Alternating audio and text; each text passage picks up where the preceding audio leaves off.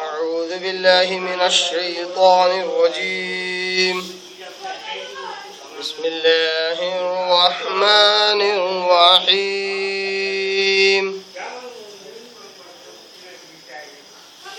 تولج الليل في النهار وتولج النهار في الليل وتخرج الحي من الميت وتخرج الميت من الحي وترزق من تشاء بغير حساب. صدق اللہ العظیم. نحمده ونصلي على رسوله الكريم. اما بعد. تمام قسموں کی حمد و ثنا، تعریف، کبریائی، بڑائی اسے اللہ وحدہ لا شریک کے لیے لائق اور زیبا ہے، جو ساری کائنات کا خالق، مالک، میرا اور آپ کا مربی ہے. اسے اللہ کے لیے ساری تعریفیں ہیں، جو غفور ہے، غفار ہے، کریم ہے، ستار ہے. بعد اس کے آپ کے اور میرے آقا دو جہاں کے سردار سردار الانبیاء پر کروڑا کروڑ انگنت بے شمار درود و سلام ہو. صلی اللہ علی محمد و آلہ وسلم. قابل احترام بزرگوں، عزیز دوستوں، نوجوان ساتھیوں اور میری پردہ نشین ماں اور بہنوں، قرآن مجید کی ایک آیت کی میں نے تلاوت کی ہے، اور یہ وہی آیت ہے جو پچھلے درس میں بھی تلاوت کی گئی تھی. پارہ نمبر 3 سورہ آل عمران، سورہ نمبر 3 رکو نمبر 3 کی آیت نمبر 27. آیت نمبر 27 اللہ تبارک تعالیٰ کہتا ہے: تولج اللیل فی النہار. اے محمد صلی اللہ علیہ وسلم، آپ اپنی دعا کے ساتھ یہ بھی کہیے کہ اللہ تو ہی ہے جو رات کو دن میں داخل کرتا ہے. تولج اللیل فی النہار، کہ تو رات کو دن میں داخل کرتا ہے. وتولج النہار فی اللیل، اور تو ہی ہے جو دن کو رات میں داخل کرتا ہے. وتخرج الحی من المیت، اور اے اللہ تو ہی ہے جو زندے کو نکالتا ہے مردے سے. وتخرج المیت من الحی، اور نکالتا ہے مردے کو زندے سے. وترزق من تشاء بغیر حساب، اور اے اللہ تو جس کو چاہے بغیر حساب کے خوب رزق دے، خوب عطا کرے. یہ تھا اس آیت کا لفظی ترجمہ. اور پچھلے درس میں ہم نے اس کے پہلے ٹکڑے پر کافی تفصیلی ہم نے علم حاصل کیا کہ تولج اللیل فی النہار وتولج النہار فی اللیل، یعنی اللہ تو ہی رات کو دن میں داخل کرنے والا اور دن کو رات میں داخل کرنے والا ہے. اس کا کیا معنی و مفہوم ہے، اور سائنسی اعتبار سے اس کا کیا مفہوم آج کے زمانے میں اور بہتر انداز سے نکل سکتا ہے، اس کو ہم نے پچھلے درس میں دیکھا. اب آئیے اس کے اگلے ٹکڑے کی طرف بڑھتے ہیں. اللہ تبارک تعالیٰ کہتا ہے: وَتُخْرِجُ الْحَيَّ مِنَ الْمَيِّتِ وَتُخْرِجُ الْمَيِّتَ مِنَ الْحَيِّ. اور اے محمد صلی اللہ علیہ وسلم، آپ اس طرح بھی کہیے اپنی دعا میں کہ اللہ تو زندے کو مردے سے نکالنے والا ہے اور مردے کو زندے سے نکالنے والا ہے. یہ بات پھر سے یاد دہانی ہو جانی چاہیے کہ نبی صلی اللہ علیہ وسلم یہ جو الفاظ استعمال کر رہے ہیں، اللہ تعالیٰ جو حکم دے رہا ہے، یہ کوئی عام حالات کے تحت نہیں ہے، جبکہ یہ آیت نمبر 26 کے اندر اللہ تعالیٰ نے جو دعا سکھائی اور جس کے ذریعے سے ایک عقیدہ اور ایک ذہن دیا، اسی کے ضمن میں یہ آیت نمبر 27 ہے. آیت نمبر 26 میں اللہ تعالیٰ نے آپ وسلم سے کہا کہ اے محمد صلی اللہ علیہ وسلم، آپ یہودیوں اور عیسائیوں کے آگے بالخصوص یہ کہیے کہ اے ہمارے اللہ، تو ملک کا مالک ہے، ساری کائنات کا مالک ہے، تو جس کو چاہے اس کو ملک عطا کرے، جس سے چاہے اس سے ملک چھین لے، تو جس کو چاہے اس کو عزت دے، تو جس کو چاہے اس کو ذلیل کرے. بیدک الخیر، تیرے ہی ہاتھ میں ساری بھلائیاں ہیں اور تو ہر چیز پر پوری قدرت رکھنے والا ہے. اللہ تعالیٰ نے یہود و عیسائیوں کے بتلایا کہ دیکھو تم یہ مانتے ہو کہ نبوت خالص اللہ کی شان ہے کہ اللہ جس کو چاہے اس کو دے. اللہ اپنی مرضی سے نبوت جس کو چاہے اس کو دیتا ہے. جس طرح ہر چیز کا مالک اللہ ہے اسی طرح نبوت کا مالک بھی اللہ ہے. اللہ تبارک تعالیٰ بنو اسحاق سے نبوت کو نکالا، بنو اسماعیل میں اللہ تبارک تعالیٰ نے نبوت کو رکھا. یہ وہ اللہ ہے جو چاہے سو کرے. اسی کے ہاتھ میں ساری بادشاہت ہے، ساری بھلائیاں اسی کے ہاتھ میں ہے اور یہ ہر چیز کر سکتا ہے. یہ دعا صلی اللہ علیہ وسلم کو سکھائی گئی اور یہود و نصارہ کو، بنو اسرائیل کو یہ ذہن اور عقیدہ بھی دیا گیا کہ تم آخری نبی سے دشمنی نہ رکھو کیونکہ ان کو بھی اللہ ہی نے نبی بنایا جس طرح اس سے پہلے کے انبیاء کو اللہ نے نبی بنایا تھا. اور اے محمد صلی اللہ علیہ وسلم آپ اپنی دعا کے ساتھ اپنے رب کی اس طرح اور حمد و ثنا اور بڑائی بیان کیجئے اور کہیے کہ اللہ تو ہی ہے جو رات کو دن میں داخل کرتا ہے اور دن کو رات میں داخل کرتا ہے. اس کا ایک اور مفہوم یہ ہو سکتا ہے کہ دن بڑا روشن ہوتا ہے، رات بڑی اندھیری ہوتی ہے. رات بڑی اندھیری ہوتی ہے. اس آیت کے ٹکڑے کو میں تخرج الحی من المیت و تخرج المیت من الحی کے ضمن میں جوڑتے ہوئے انبیاء کی نبوت جو اللہ عطا کرتا ہے اور ایک خاندان سے نکال کر دوسرے خاندان میں دے دیتا ہے، اس کو ایک ساتھ میں ملا کر آپ کہہ کر رکھ رہا ہوں کہ تولج اللیل فی النہار، جو رات کو دن میں داخل کرتا ہے دن کو رات میں داخل کرتا ہے. گویا کہ اگر رات کو گمراہی لیا جائے اور دن کو ہدایت لیا جائے تو اللہ تبارک تعالیٰ کیا کرتا ہے؟ جو شخص گمراہ ہوتا ہے اس کو ہدایت دے دیتا ہے اور جو ہدایت پر ہوتا ہے اس کو اللہ تبارک تعالیٰ گمراہ بھی کر دیتا ہے. جو ہدایت پر ہوتا ہے اس کو اللہ تبارک تعالیٰ گمراہ بھی کر دیتا ہے. اس پر بھی اللہ کی قدرت ہے کہ اگر وہ اندھیرے میں ہو تو اللہ تبارک تعالیٰ اپنے فضل و کرم سے اس کو روشنی کی طرف لے آتا ہے اور اگر وہ روشنی میں ہے اللہ چاہے تو اس کو گمراہ بھی کرتے ہیں. جس طرح کے آیت الکرسی کی بعد والی آیتوں میں اللہ تبارک تعالیٰ کہتا ہے اللہ ولی الذین آمنوا، اے لوگوں اللہ ولی ہے، اللہ دوست ہے ان لوگوں کا جو ایمان والے ہیں. یخرجونہم اللہ ولی الذین آمنوا یخرجہم من الظلمات الی النور، اللہ کیا کرتا ہے اپنے ایمان والے بندوں کو یخرجہم من الظلمات الی النور، اندھیروں سے نکال کر روشنی کی طرف لے آتا ہے. یہ اللہ کی صفت ہے. اللہ تعالیٰ اپنے بندوں کو گمراہی سے نکال کر ہدایت کی طرف لے آتا ہے. اسی طرح ایک کافروں کا خاندان چل رہا ہے، پورے کفار باپ دادا سے لے کر، اس کے اندر ایک مومن کو پیدا کر دیتا ہے. اس کے اندر ایک مومن کو پیدا کر دیتا ہے، پھر وہاں سے ایمان والوں کا خاندان شروع ہو جاتا ہے. یہ کیا ہے؟ یہ ہے کہ اندھیرا تھا اس میں سے روشنی پھوٹ نکلی. اسی طرح اچھا ایمان والوں کا خاندان چل رہا تھا مگر ایک دو ناخلف آ گئے، اس کے بعد اس خاندان میں بدعقیدگی اور شرک اور کفر پایا جانے لگا یہاں تک کہ وہ مذہب سے بد مذہب ہوتے چلے گئے. یہ بھی اللہ تبارک تعالیٰ کرتا ہے. جیسا کہ آگے اللہ کہتا ہے تخرج الحی من المیت و تخرج المیت من الحی، اے اللہ تو ہی زندے کو مردے سے نکالتا ہے اور مردے کو زندے سے نکالتا ہے. اب زندے کو مردے سے نکالنے کا کیا مطلب ہے؟ یہ صرف ظاہری تجربات ہیں. ایک انسان اس دنیا میں رہتے ہوئے بہت ساری چیزوں پر اگر وہ غور فکر کرے تو اس کو یہ چیزیں ملیں گی کہ جو مردہ ہے اس میں سے زندگی پھوٹ نکلتی ہے. جو چیزیں مردہ ہے ان میں سے زندگی پھوٹ نکلتی ہے.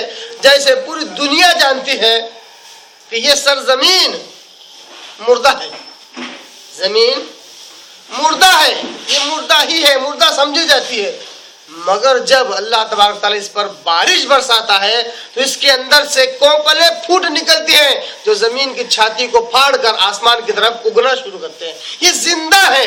پوری دنیا اس بات پر گواہ ہے کہ یہ پیڑ پودے زندہ ہیں, تبھی تو ان میں حرکت ہے, ان میں پھلنا پھولنا ہے, بڑھنا ہے, روشنی کی طرف بڑھنا ہے. روشنی آپ دیکھے ہوں گے کہ جو پھول ہوتے ہیں وہ جدھر روشنی ہوتی ہے ان کا ادھر رخ ہوتا ہے. اسی طرح اگر کسی پودے کو کسی اندھیری جگہ پر رکھا جائے اور ایک جگہ کھڑکی کھول دی جائے تو وہ پودا کیا کرتا ہے؟ روشنی کی طرف بڑھتا ہے, بجائے اندھیرے کی طرف بڑھنے کے یا اپنے حساب سے بڑھنے کے, اور روشنی کی طرف بڑھتا ہے. اس کا مطلب اس میں زندگی موجود ہے, تبھی تو وہ روشنی کی طرف بڑھ رہا ہے. تو جو چیز مردہ ہے اللہ تعالیٰ اس میں زندگی بخش دیتا ہے. یہی بات اللہ تعالیٰ قرآن مجید میں بھی بہت سی مقامات پر اللہ نے کہا کہ لوگوں کیا تم اس بات پر غور نہیں کرتے کہ یہ زمین مردہ تھی, بنجر تھی, کچھ اگتا نہیں تھا, بالکل ویران پڑی ہوئی تھی, تو اللہ تعالیٰ اس پر اپنی طرف سے رحمت برساتا ہے, مینہ برساتا ہے, بارش برساتا ہے, تو یہ مردہ زمین لہلہا اٹھتی ہے, گویا کہ مردے کو اللہ نے زندہ کر دیا. اسی طرح جو زندہ ہوتا ہے اس میں سے مردہ چیزیں نکلتی ہیں, یہ تو ظاہر سی بات ہے. انسان زندہ ہے, بہت ساری مردہ چیزیں انسان کے اندر سے نکلتی ہے. یہاں تک کہ حاملہ عورت کے اندر اگر بچہ مر جائے تو حاملہ ہے پھر بھی اس کے اندر سے بچہ مردہ ہونے کے باوجود بھی باہر نکلتا ہے, نکالا جاتا ہے, زندہ ہے, اس میں سے مردہ چیزیں نکل رہی ہے. اسی طرح اس کے لیے سب سے اچھی مثال جو اس آیت کو سمجھنے کے لیے کافی ہے وہ ہے کہ جتنے پرندے ہیں وہ انڈے دیتے ہیں, جتنے پرندے وہ انڈے دیتے ہیں. پرندے زندہ ہیں. پرندے کیا ہیں؟ زندہ ہیں, کھاتے ہیں, پیتے ہیں, چگتے ہیں, اڑتے ہیں. ان کے اندر سے جو چیز نکلتی ہے انڈا, وہ مردہ ہوتا ہے, اس میں کوئی جان نہیں ہوتی, اس لیے اس کو پھوڑ کر کھا لیا جاتا ہے, فرائی کیا جاتا ہے, تلا جاتا ہے, کیونکہ وہ مردہ ہے.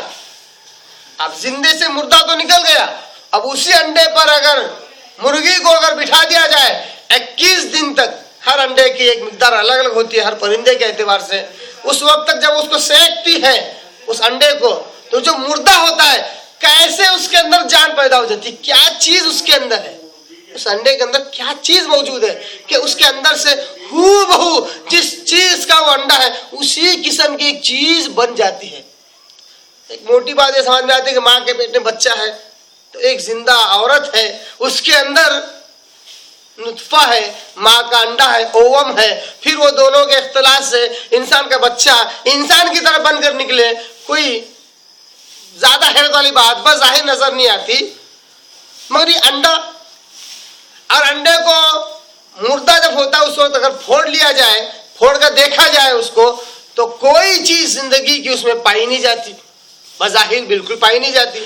مگر جب مرغی اس کو اس کے اوپر بیٹھتی ہے, سینکتی ہے, اس کو گرمی دیتی ہے 21 دن تک, کم سے کم 21 دن کے بعد چوزا اندر سے خود اپنی چوٹ سے اس انڈے کے دروازے کو پھوڑ کر باہر نکلتا ہے. یہ کیسے ہوتا ہے؟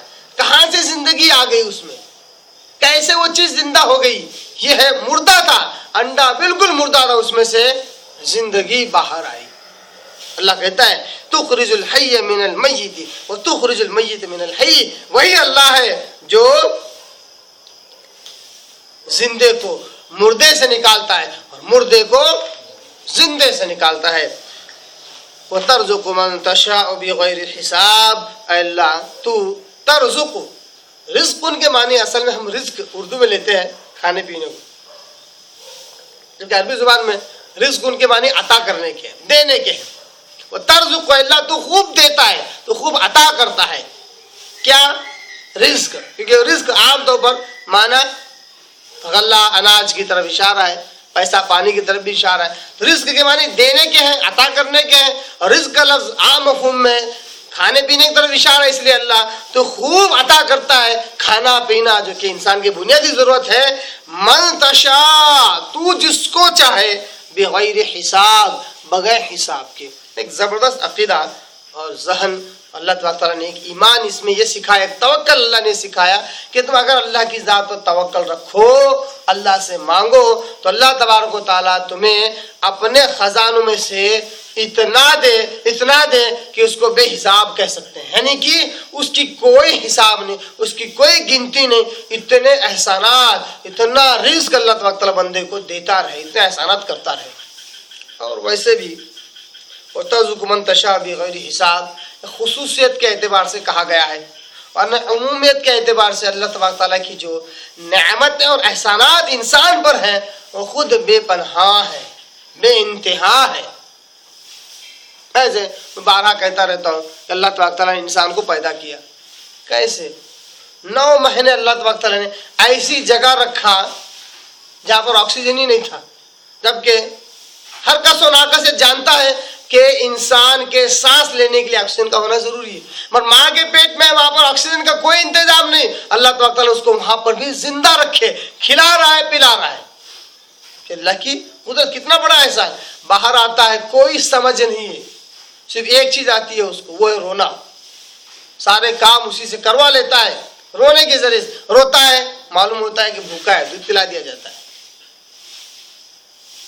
اسی طرح غلاظت کرتا ہے، پاخانہ پیشاب کرتا ہے، اس کا بھی انتظام اللہ تبارک تعالیٰ نے کر دیا، اللہ نے اس کا بھی انتظام کر دیا۔ پورے بچپن میں اللہ تبارک تعالیٰ اس کی تربیت کرتا ہے، کھلاتا ہے، پلاتا ہے، یہاں تک کہ بڑا کرتا ہے۔ احسانات کتنے ہیں، زبردست 2 آنکھیں اللہ تبارک تعالیٰ نے انسان کو دی،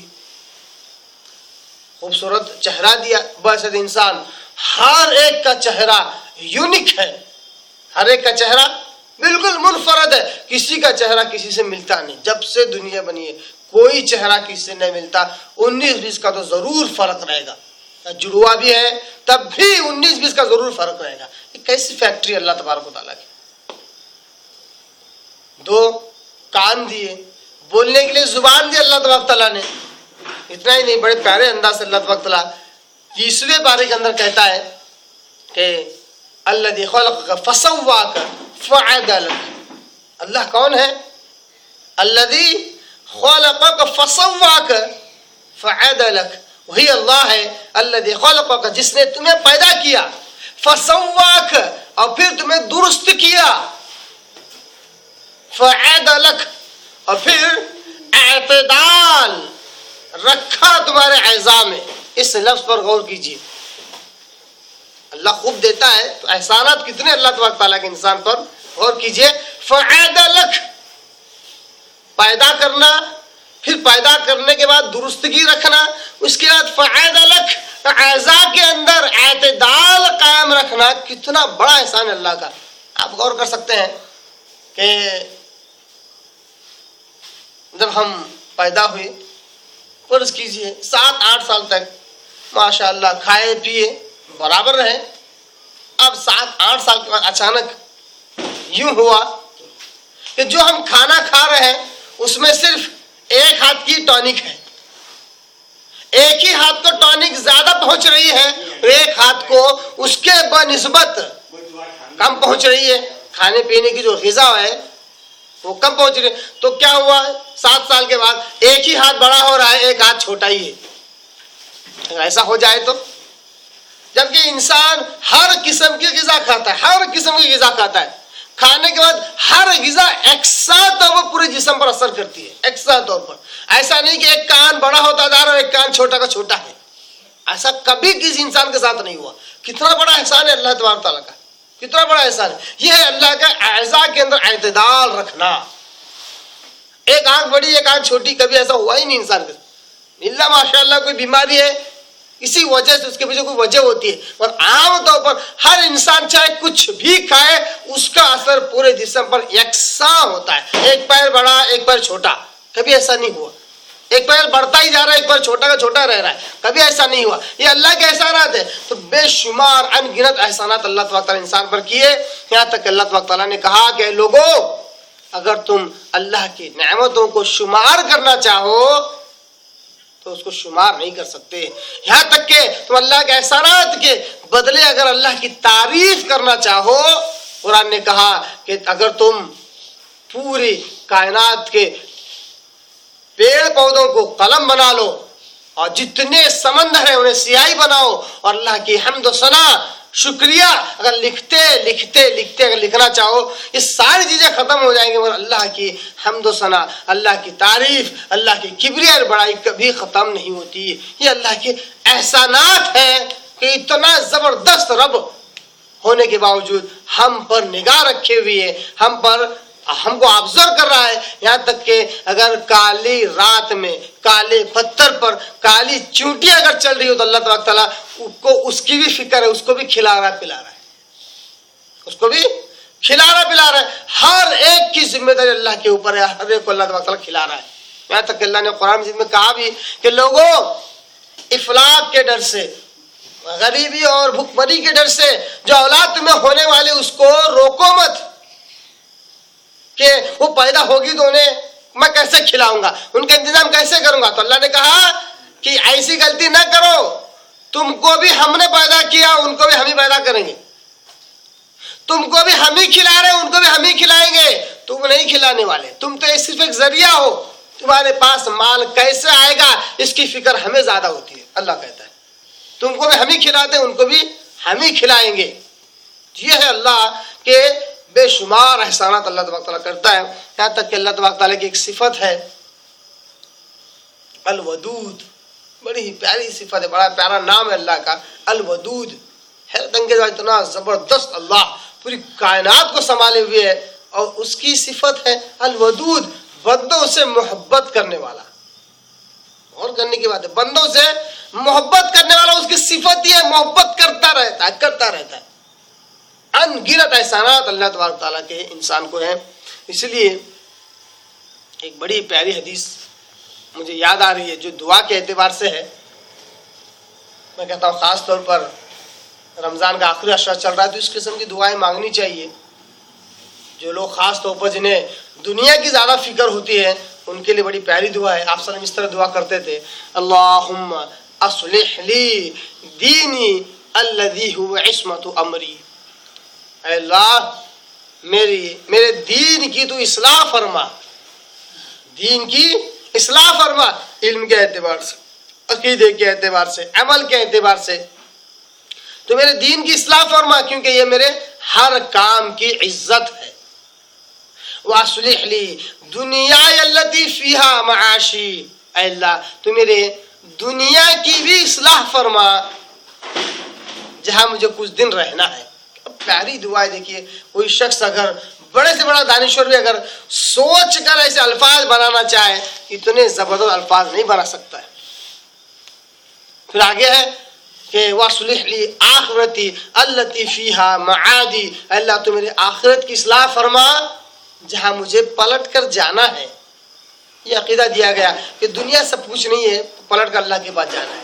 اس کے بعد اللہم اجعل الحیات زیادۃ لی فی کل خیر، اے اللہ زندگی کو میرے لیے ہر بھلائی کی زیادتی کا ذریعہ بنا، یعنی میری زندگی کو اس طرح کر کہ ہر بھلائی بس زیادہ ہوتی رہیں۔ یہ مانگنے کا سکھایا صلی اللہ علیہ وسلم نے۔ وَاجْعَلِ الْمَوْتَ رَاحَةً لِّي مِن كُلِّ شَرٍ، اے اللہ تو موت کو میرے لیے ہر شر اور برائی سے راحت کا ذریعہ بنا، یعنی برائی شر اگر ہو تو اللہ ایسے وقت موت دے کہ ان سے مجھے چھٹکارا مل جائے۔ موت مانگی نہیں جا رہی مگر کتنے پیارے انداز سے موت مانگی جا رہی ہے۔ اس طرح کے دعائیں آپ صلی اللہ علیہ وسلم نے بہت پیارے انداز سے سکھائی۔ یہ دعا یہ بھی بتلا رہی ہے کہ ہم لوگ یہ عقیدہ رکھتے ہیں کہ دین دنیا آخرت سب ایک ہی ہے۔ یہ دعا یہ بتلا رہی ہے کہ دین الگ ہے، دنیا الگ ہے، آخرت الگ ہے، آخرت الگ۔ بالخصوص اس میں دین اور دنیا دو الگ الگ ہونے کا تذکرہ موجود ہے کہ دین کو دین کے حساب سے سمجھو، دنیا کی بہت ساری چیزیں جو دنیا کے حساب سے سمجھنا پڑتا ہے اس کو دین کے ساتھ ملا کر نہیں سمجھا جا سکتا۔ دین الگ ہے، دنیا الگ ہے۔ جیسے کہ سورہ بقرہ کے اندر دعا یہ کی گئی، ربنا آتنا فی الدنیا حسنہ، اللہ دنیا میں بھی ہمیں اچھائی دے، وفی الآخرۃ حسنہ، آخرت میں بھی اچھائی دے، وقنا عذاب النار، اور ہمیں آگ سے بچا۔ یہ تھی آیت نمبر 27، اس کا میں نے آپ کے آگے رکھا۔ تشریح وغیرہ. اللہ سے دعا کرتا ہوں اللہ تعالیٰ ہمیں اس کو سمجھنے اس پر عمل کرنے کی توفیق عطا فرمائے. وآخر دعوانا ان الحمد للہ رب العالمین.